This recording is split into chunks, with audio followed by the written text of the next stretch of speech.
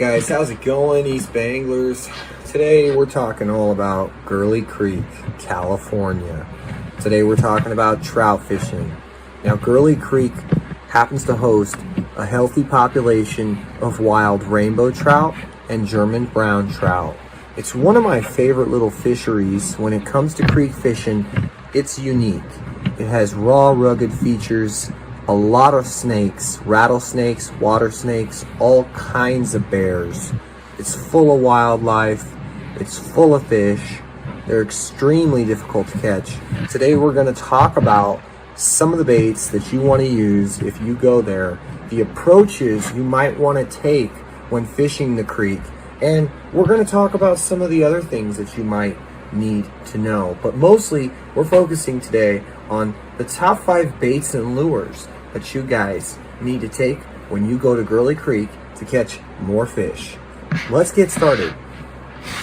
When you're fishing Gurley Creek in general, one of the things you have to remember is it does get quite deep in certain areas, pockets and such. When you're wading, be extremely careful. I'd recommend a wading staff, especially if you're newer. Bring a wading staff. If you don't have a lot of experience, it's potentially going to help save you from injury or more harm. The next thing I want to talk about is, obviously, get to it, black flies. Black flies do extremely well at Gurley Creek. Black flies do extremely well at any creek, river, or upper high elevation lakes. There's just a lot of hatches with a lot of black in the particular hatches. So it's just a very popular core color.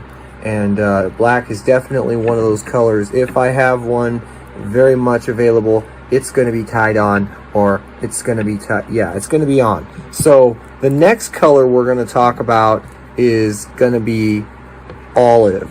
Now, olive is a color I would focus more so when the water clarity is stained or clear.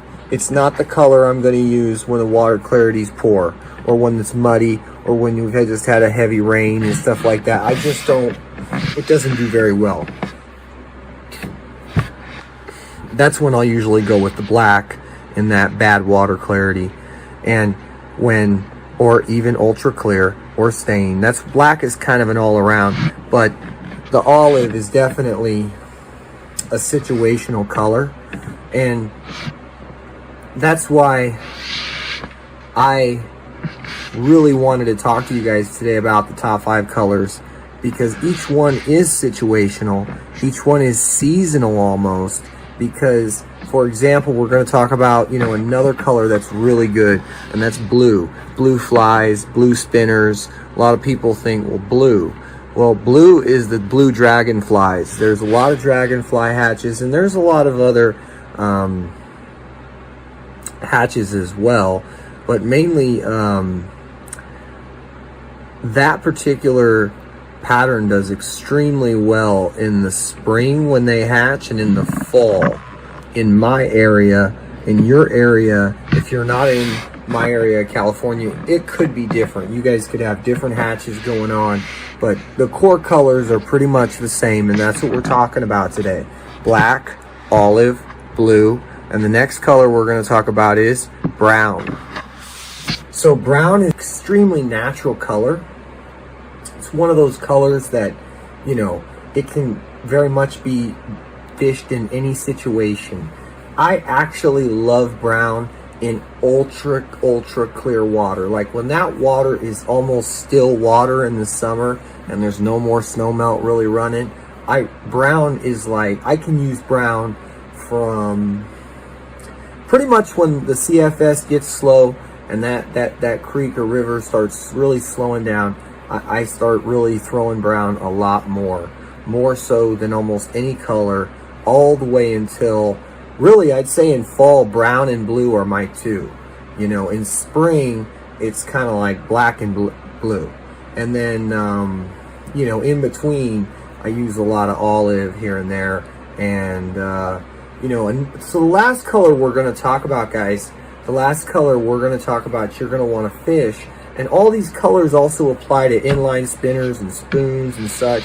So keep it in mind, like, okay, 1/16, 132, 1/8 ounce spinners, spoons, things of that nature. Same color, obviously for the same reasons. So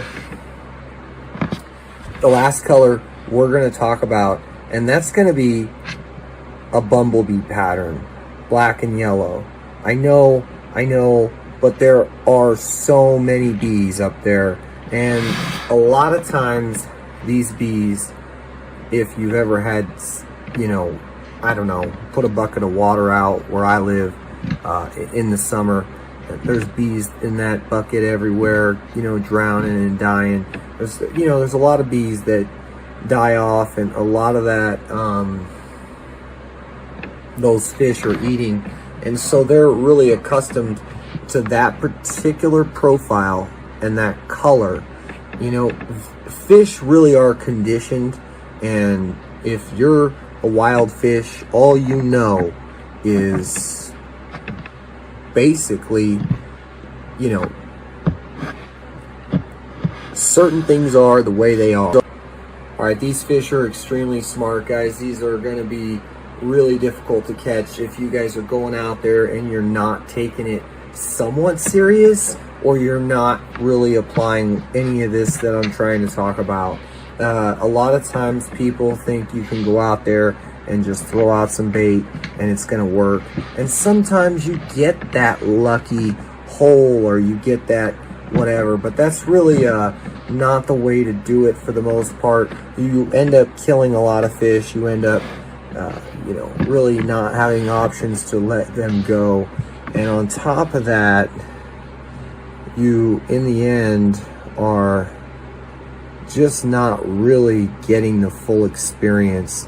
So let's talk about some of your essential needs. You're going to need a net. You're going to need that because these fish are very fragile, and you're going to need to, you know, be in the water, get in the water and wade. It's essential to have a wading staff. It's essential to have some type of trail markers, something you can bring to find your way back if you're newer, you know, you haven't been there before. Another thing to consider is that this is an area that can be very popular with people swimming and jeepers, people with the Rubicon nearby, and all these things. Sometimes you're going to encounter some things, or you're going to come across some really good areas to fish, and there's going to be people swimming, or there's going to be a lot of garbage, unfortunately, a lot of graffiti, and a lot of things like that that really depress me. But just go up there and have fun, guys. Catch some fish. Try and get yourself a quality brown. Generally, the browns in there cap out at about 3 pounds, 4 pounds. Maybe if you're lucky, you get one. Tell us your stories. Comment below. We'd love to hear a little bit about your experiences if you've ever fished there. The biggest brown you've ever caught. What it was like there for you 20 years ago. Stuff like that. Thanks for staying tuned.